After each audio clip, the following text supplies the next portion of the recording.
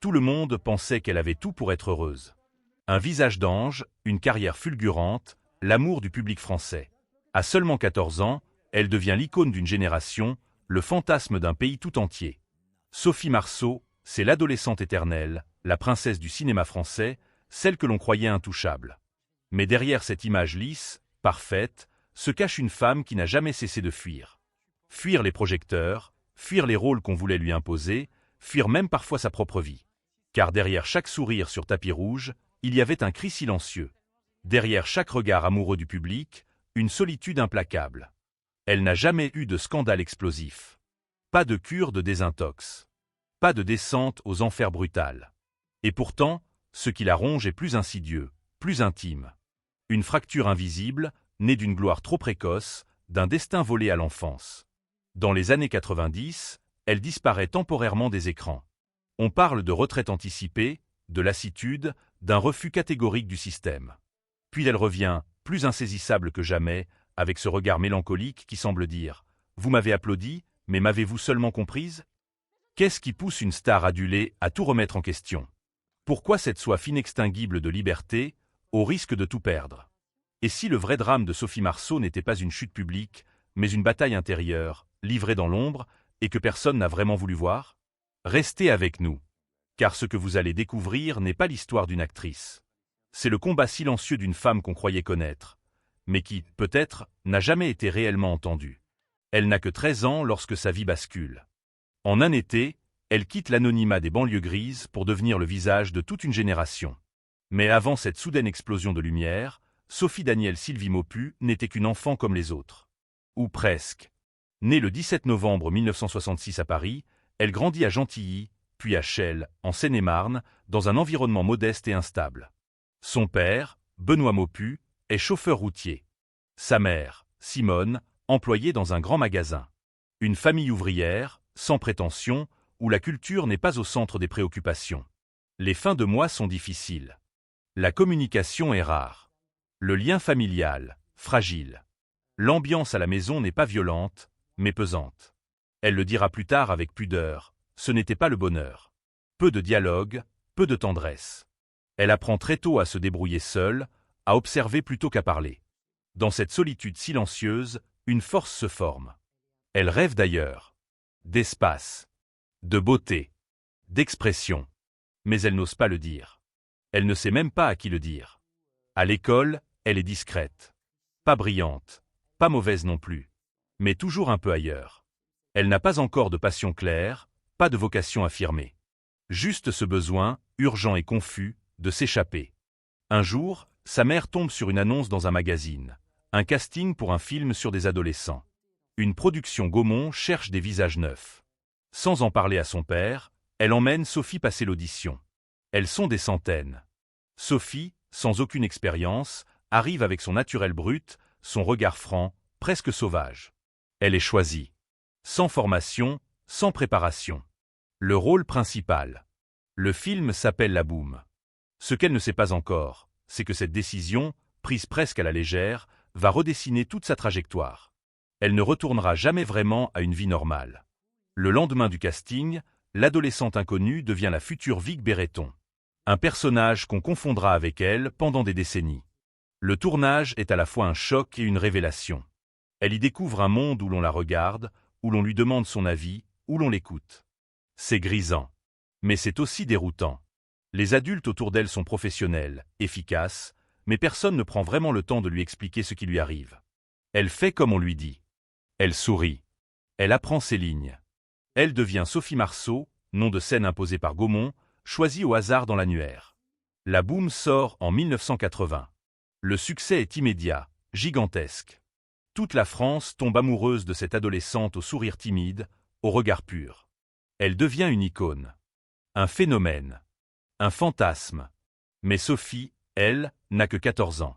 Elle ne comprend pas tout. Elle n'a pas encore les mots pour nommer ce qu'elle ressent, l'impression d'être utilisée, happée, façonnée sans qu'on lui demande son avis. Elle ne contrôle rien. Ni son image, ni sa carrière, ni même son nom. Et surtout, elle n'a pas le temps de grandir. Son adolescence est volée, aspirée dans le tourbillon des tapis rouges, des interviews, des plateaux télé. Tout le monde semble ravi pour elle. Personne ne lui demande si elle est heureuse. La célébrité lui offre un appartement, de l'argent, une reconnaissance fulgurante. Mais elle la coupe aussi des autres. Ses camarades d'école la regardent avec distance. Les anciens amis s'éloignent. Elle ne sait plus à qui faire confiance. Tout devient suspect. Même les gestes d'affection. Elle commence à se méfier, à se protéger, à s'isoler. Elle n'est encore qu'une enfant, mais déjà elle comprend que la célébrité n'est pas un cadeau. C'est un piège doré. Vers 15 ans, elle quitte le lycée. Elle commence à travailler à plein temps, mais sans formation artistique réelle. Aucun professeur ne lui apprend à jouer, à canaliser ses émotions, à se préserver. Elle apprend seule, sur le tas, parfois dans la douleur. Et très tôt, elle développe une arme qu'elle ne lâchera plus jamais, la fuite. Quand elle ne sait plus quoi faire, elle s'en va. Elle disparaît. Elle coupe. Elle se tait. Dans cette adolescence fracturée, un schéma s'imprime. Ne faire confiance à personne, garder le contrôle, se méfier du système. Ce sont ces instincts de survie, nés très tôt, qui façonneront la femme qu'elle deviendra. La boum ne fait pas seulement de Sophie Marceau une star, il la transforme en symbole national. À 14 ans, elle devient la petite sœur idéale, l'amoureuse rêvée, la confidente des adolescents et des parents nostalgiques. La France entière se reconnaît en elle, ou veut lui ressembler. Le succès est tel qu'un an plus tard, une suite est tournée, La Boum 2, qui remporte à nouveau un immense triomphe. Et cette fois, Sophie remporte le César du meilleur espoir féminin. Une récompense prestigieuse. Une consécration, à 16 ans. Mais ce que personne ne dit à l'époque, c'est que derrière les flashs et les récompenses, une tension grandit en elle. Elle ne sait plus très bien où commence Vic et où s'arrête Sophie. Le personnage a tout envahi. Chaque sourire, chaque attitude, chaque mot semble attendu, calculé, enfermé dans une image de fille douce, sage, simple. Elle est adulée, oui, mais pas vraiment écoutée. En coulisses, Sophie commence à s'affirmer. Elle veut casser cette image de jeune fille modèle. Elle refuse certains rôles trop similaires. Elle se dispute avec les producteurs. Elle veut choisir. Sea Chapper. Très tôt, elle comprend que si elle ne prend pas sa liberté, on la lui confisquera. Et elle sait ce que ça fait, ne pas avoir voix au chapitre. En 1984, à 18 ans, elle tourne dans Force Sagan aux côtés de Gérard Depardieu. C'est un rôle plus mature, dans une superproduction, où elle s'initie à un autre cinéma. Puis vient Police de Maurice Pialat en 1985. Le tournage est tendu, le film âpre. Mais elle y gagne en crédibilité artistique. Elle veut prouver qu'elle n'est pas qu'une idole des jeunes. Elle veut être actrice, et surtout être prise au sérieux. À 19 ans, elle rompt son contrat avec Gaumont, la société qui l'a révélée. C'est un geste rare, risqué. Elle doit verser une pénalité gigantesque, qu'elle finance en acceptant un contrat publicitaire avec la marque japonaise Canon. Ce deal lui rapporte des millions, et surtout, la liberté. Sophie est libre. Libre de choisir ses films, ses rôles, ses combats. Elle commence à alterner entre grosses productions et projets plus intimes. En 1986, elle joue dans Descente aux enfers de Francis Giraud, où elle incarne une épouse adultère dans un thriller psychologique complexe. On est loin de la boum. Le public est dérouté. Certains l'applaudissent.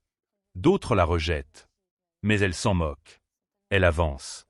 Puis elle part tourner à l'étranger, en Italie, en Allemagne, en Pologne. C'est là qu'elle rencontre Andrzej Zulawski, un réalisateur polonais charismatique, exigeant, de 26 ans son aîné. Leur relation, passionnelle et controversée, marque un tournant dans sa vie. Elle devient sa muse, sa compagne, la mère de son fils. Mais surtout, elle découvre à ses côtés un cinéma d'auteur radical, viscéral, exigeant. Zulawski l'initie à la complexité, à la douleur, à la recherche de vérité artistique. Avec lui, elle tourne L'amour braque en 1985, puis Mes nuits sont plus belles que vos jours en 1989, et enfin La note bleue. Des films torturés, expérimentaux, déroutants. Le grand public ne suit pas toujours. Mais Sophie s'émancipe. Elle apprend à jouer autrement, à explorer ses limites. Elle n'a plus peur de déranger, de choquer, de se perdre un peu dans les rôles. Car c'est là qu'elle se retrouve. En parallèle, elle continue de briller. Elle tourne Chouan, Fanfan, des films à succès populaire. Et puis soudain, en 1995, le monde entier la redécouvre dans un autre costume, celui de la princesse Isabelle dans Braveheart de Mel Gibson. Le film est un succès mondial, et Sophie devient une star internationale. 2 ans plus tard, elle franchit un autre cap, celui de James Bond Girl, dans The World Is Not Enough. À ce moment précis, elle est au sommet. Une actrice française dans les plus grandes productions hollywoodiennes, admirée, respectée, célébrée. Elle a tout, la beauté, le talent, la renommée, la liberté de choisir. Et pourtant, quelque chose craque. Derrière les sourires lors des avant-premières, les interviews maîtrisées, un vide s'installe. Elle commence à refuser les tapis rouges, à éviter les plateaux télé, à annuler des tournages. Elle parle peu, mais quand elle le fait, ses mots sont souvent durs. La célébrité est une cage dorée. Le cinéma m'a prise trop tôt. Elle n'a pas sombré. Elle n'a pas explosé en vol. Mais elle commence à se retirer. Dousement. En silence. Le public ne comprend pas. Les producteurs s'interrogent. Pourquoi cette distance? Pourquoi cette froideur? Pourquoi fuir alors qu'elle a tout? Ce que personne ne voit encore, c'est que Sophie Marceau ne fuit pas le succès. Elle fuit l'enfermement. Elle fuit le prix à payer. Et ce prix, elle l'a toujours connu. Elle n'a jamais fait la une des journaux pour une overdose, ni pour une cure de désintoxication ou une bagarre de couple en public. Sophie Marceau n'a jamais été ce genre de star. Son effondrement n'a pas été spectaculaire. Il a été silencieux, invisible, intérieur. Et peut-être justement pour ça, plus difficile à déceler et à guérir. Au tournant des années 2000, alors qu'elle pourrait capitaliser sur sa notoriété mondiale, Sophie Marceau commence à s'éloigner volontairement du système. Elle refuse des rôles dans de grandes productions, décline des interviews, disparaît de la scène médiatique pendant des mois, parfois des années. Personne ne comprend vraiment. D'un côté, elle continue à jouer, dans des films français, plus discrets, plus personnels. De l'autre, elle développe une méfiance croissante envers tout ce qui entoure sa carrière. La presse, les attentes du public, les codes de l'industrie. Dans une rare interview donnée à Télérama, elle confie « Le cinéma m'a élevé et m'a volé. J'ai grandi sans grandir. » Ces mots résonnent comme une confession. Derrière la femme sûre d'elle qu'on voit à l'écran, vit encore l'adolescente piégée par le succès précoce. Sophie Marceau a tout connu trop tôt, trop fort, trop vite. Et une partie d'elle n'a jamais pu se reconstruire dans la sérénité. Son rapport à la célébrité est devenu ambivalent, presque pathologique. Elle en a besoin pour exister artistiquement. Mais elle la rejette dès qu'elle sent qu'on l'enferme. Lors du Festival de Cannes 2005, elle monte les marches avec grâce, puis disparaît avant la cérémonie. Aucun mot. Aucune explication. Elle fuit. Toujours. C'est sa manière de résister.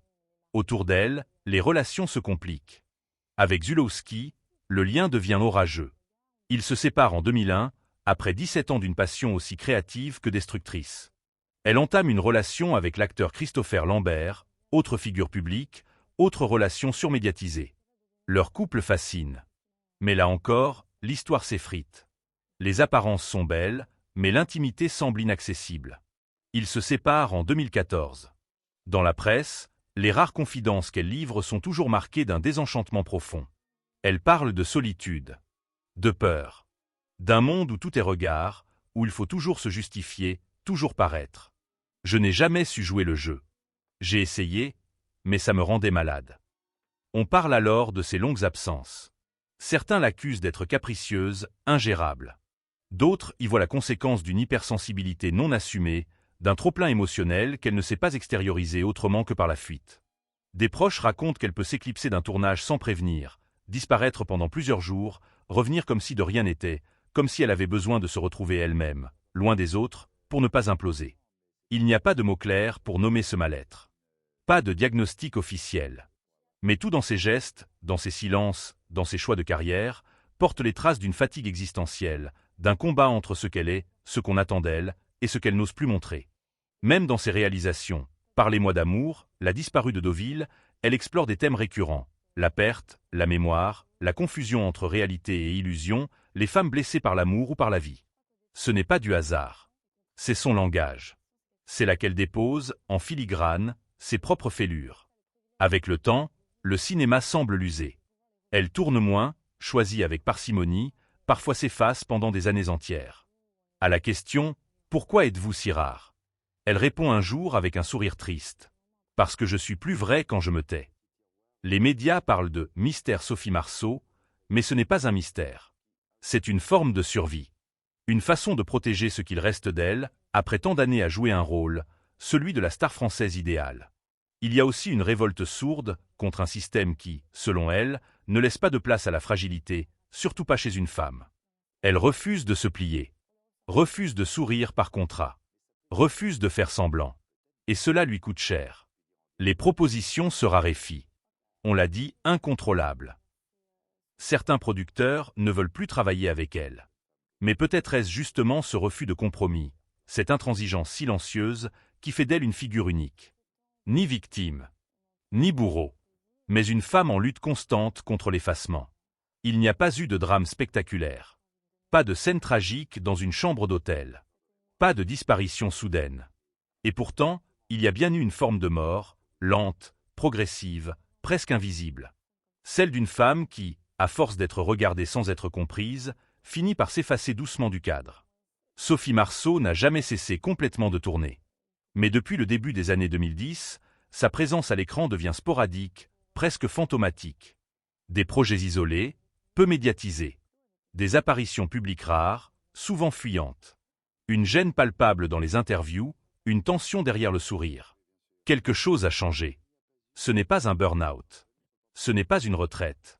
C'est une fatigue existentielle, un dégoût diffus pour les faux-semblants, les questions vides, les promotions obligées. Lors d'un passage au Festival de Cannes en 2015, elle monte les marches, somptueuse, comme toujours, puis disparaît avant même la projection du film. Aucune justification. Elle ne veut plus jouer le jeu. Elle ne le peut plus. C'est cette contradiction qui la consume. Elle aime le cinéma, profondément. Mais elle déteste le cirque qui l'entoure. Elle veut s'exprimer, mais pas se vendre. Elle veut être libre, mais son visage appartient au public depuis qu'elle a 14 ans. Comment continuer à exister quand on n'a jamais vraiment pu choisir sa propre image? Paradoxalement, c'est dans ces années-là, alors qu'elle semble se retirer, qu'elle devient une figure presque mythique. Une absence parlante. Une légende vivante que l'on ne voit plus vraiment, mais que tout le monde croit connaître. Mais que reste-t-il quand les caméras s'éteignent? Quand les plateaux se vident? Quand même les producteurs cessent d'appeler, pensant qu'elle dira non? Il reste la solitude. Un isolement qu'elle a souvent choisi, mais qui finit par lui peser. Les journaux parlent d'elle comme d'une recluse élégante. Elle vit à la campagne, loin du tumulte, entre ses enfants, ses livres et ses silences. Certains proches confient qu'elle souffre de crises d'angoisse violentes, de moments de doute profond, d'un mal-être que rien ne vient apaiser. Ni l'amour. Ni la reconnaissance. Ni même l'art, parfois. Elle a cherché un refuge dans l'écriture, la réalisation, la peinture. Mais le vide reste là. Dans une lettre qu'elle n'a jamais rendue publique, mais dont certains extraits ont fuité dans un livre non autorisé, on peut lire. Je vis dans une cage sans mur. Ce sont les regards des autres qui me tiennent enfermé. Ces mots résument tout. Le drame de Sophie Marceau, ce n'est pas la perte de carrière. Ce n'est pas l'échec amoureux.